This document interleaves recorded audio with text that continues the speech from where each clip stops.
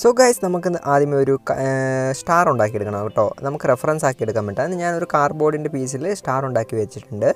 Okay, അത് കഴിഞ്ഞിട്ട് ഞാനൊരു A4 ഷീറ്റ് എടുത്തിട്ടുണ്ട്.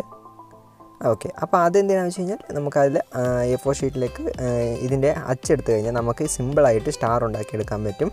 അപ്പോൾ നിങ്ങൾക്ക് ആവശ്യമുള്ളത്ര സ്റ്റാർ ഉണ്ടാക്കിയെടുക്കാം. ഓക്കെ,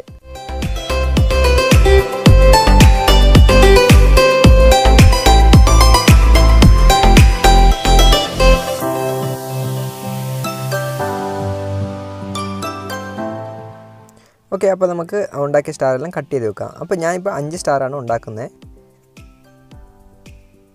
അതൊക്കെ നമുക്ക് സിമ്പിളായിട്ട് കട്ട് ചെയ്തെടുക്കാം.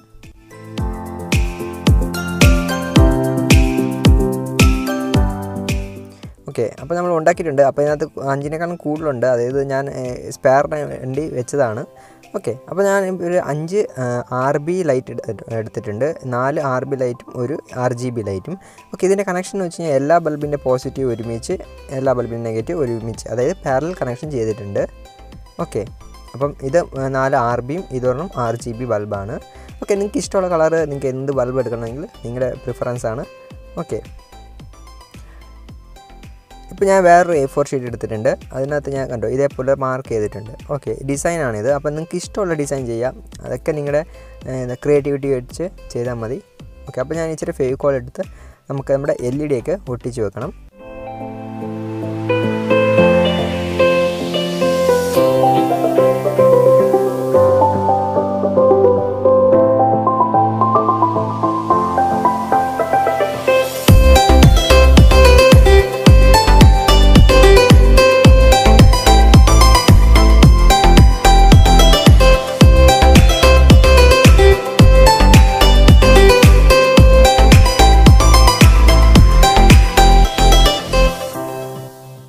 ഓക്കെ, അപ്പോൾ നമ്മളെല്ലാം ഒട്ടിച്ചെടുത്തിട്ടുണ്ട്. ഈ നേരത്തെ നമ്മൾ ഉണ്ടാക്കിയ സ്റ്റാർ അത് നമുക്ക് നമ്മുടെ LED മേളിൽ ഒട്ടിച്ച് വെക്കണം.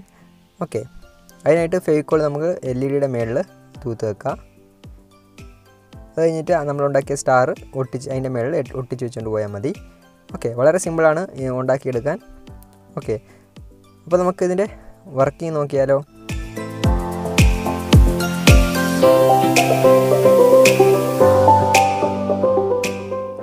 ഓക്കെ, അപ്പോൾ ഞാനൊരു ബാറ്ററി എടുത്തിട്ടുണ്ട്.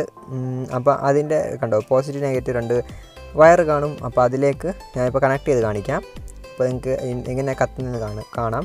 ഓക്കെ, അപ്പോൾ നിങ്ങളുടെ ഇങ്ങനത്തെ ബാറ്ററി ഇല്ലെങ്കിൽ 12 വാട്ടിന് ചാർജർ ഉണ്ടെങ്കിൽ, ഇല്ലെങ്കിൽ മൊബൈലിൻ്റെ ചാർജർ കൊടുക്കാൻ പറ്റും. 12 വാട്ട് ചാർജർ കൊടുക്കുകയാണെങ്കിൽ ഒരു 1K റെസിസ്റ്റർ കൊടുത്താൽ മതി ബൾബ് അടിച്ച് പോകാതിരിക്കാൻ.